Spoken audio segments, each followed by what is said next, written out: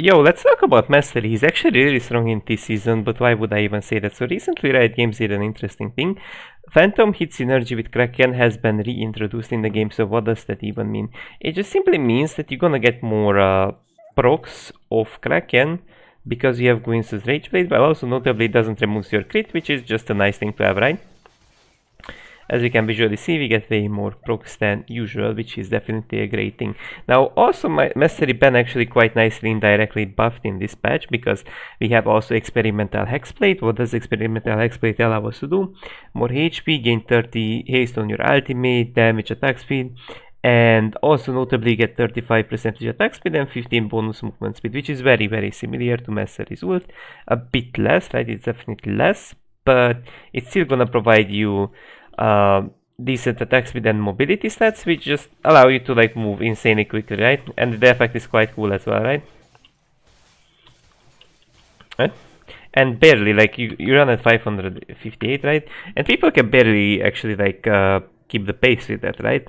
Now, the other notable thing about Mastery is there are some core items like Witsend, right? And more attack speed, Tenacity. So now Tenacity does provide Tenacity Witsend, which is generally a good item that you'll build on Mastery Hipsterax. I've seen sometimes Mastery players going for this item, although it's generally not Mastery friendly.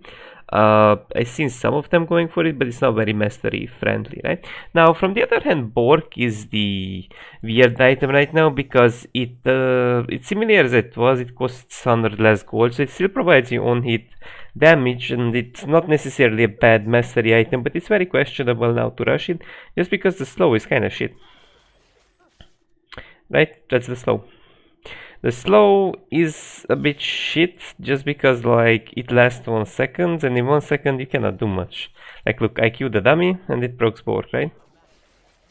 And that's it. By the time you finish your Q, the slow is gone.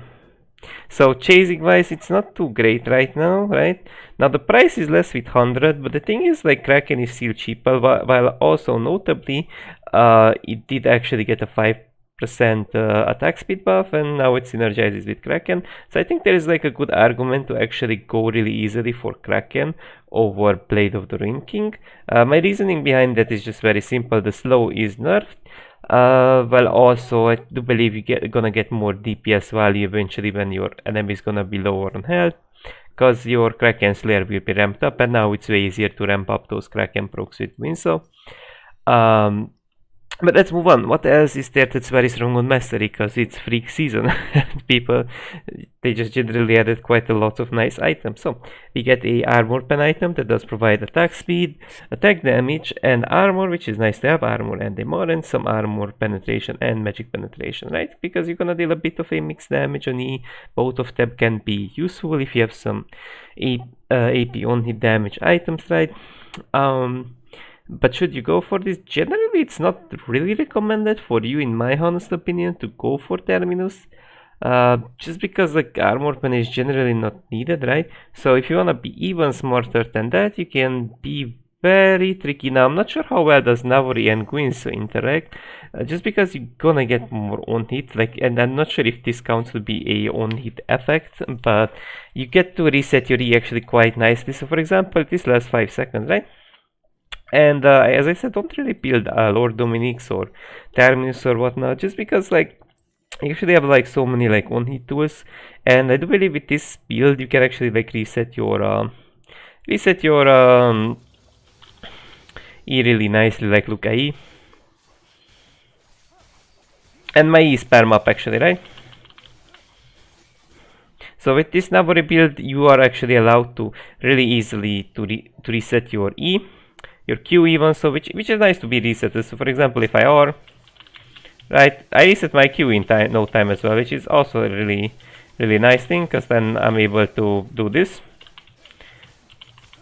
And so this is a really nice build just because like it resets your Q in so quickly.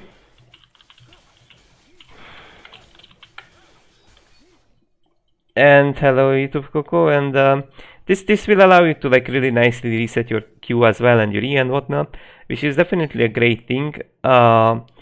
Subscribe to Not Coco definitely, and now arguably I would go more than often like with Zen just because of its cheaper price, plus its defensive stats that are quite nice to have over Bork in my opinion. So you should actually mix a little bit defensive stats as well with your offensive stats, right? That's why I like experimental hexblade. That's why I tell people get defensive boots, because you get so much attack speed from your ult.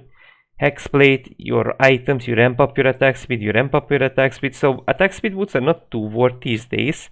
That's why I would recommend you guys just not go for attack speed boots, because there are just lots of attack speed options that you can go for. So generally speaking, it's not recommended in my opinion. I don't know how to feel about Essence Reaver. I mean, maybe it gives you an edge to reset your, with the cooldown it provides it, maybe it gives you an edge to reset your Q more smoothly, but we see the good thing about your Q is that it does apply the Navori Quick Blades as well, which I think it does apply it if I'm correct, which is also really nice. But arguably you could also go for an interesting shield bow, because if you want to go bit defensive offensive, this is your tool. You can go arguably shield bow, crit, lifesteal, attack damage plus shield. This is also really nice into assassins if you wanna be a bit more on the offensive side, but there are some other on-hit options that you could consider as a defensive option, such as Titanic Hydra, but for some reason we cannot buy Titanic Hydra. Do we not have money? Are we poor? We are poor, okay. Okay, so Titanic Hydra, what does it allow you to do? So, look, like, depends on the situation you caught yourself in, but it usually gives you a decent amount of AoE in teamfights. So if they have preferably a lot of melee champs, you can get a lot of AoE damage value off. So the AoE damage was quite nice, right? And if I press this, this also gives you an auto reset, which is nice to have. So we can see 55 AD, right? And just type it down really nicely. 48 physical damage on hit, right? So that's already a nice amount of damage you're gonna deal on hit, plus a shockwave, which is just generally great into melee comps. And then you also get an auto reset, 193 scales with HP, of course, to your target. And so this will allow you to clear waves more smoothly, which is not the biggest strength of mastery. But also notably, this will allow you to like live longer just because of the HP. So this doesn't only have the utility of dealing damage, this also has the gives you like the survivability as well. That you, it's kind of nice to have on mastery, right? It gives you a reset as well, which is kind of nice to have, right? So you can actually push out a lots of damage out of this if they have a lot of melee champs, right? You wouldn't even believe me how much, right? Now I wouldn't say this is very exchangeable of an item, because this allows you to go for so many multi-kills, right? But maybe there is a ward where I could see you going Quicksand or something else over it. But I would tell you guys to go for some things that are a bit more so on the defensive side as well. As I said, like a good Titanic, like a good like perhaps like a really good shield bow, but the shield bow is more so not the best option, right? Because there's Titanic already. But I would definitely recommend you guys to go experimental hexblade. I mean, look how cool the icon is, right? And best jungle coach.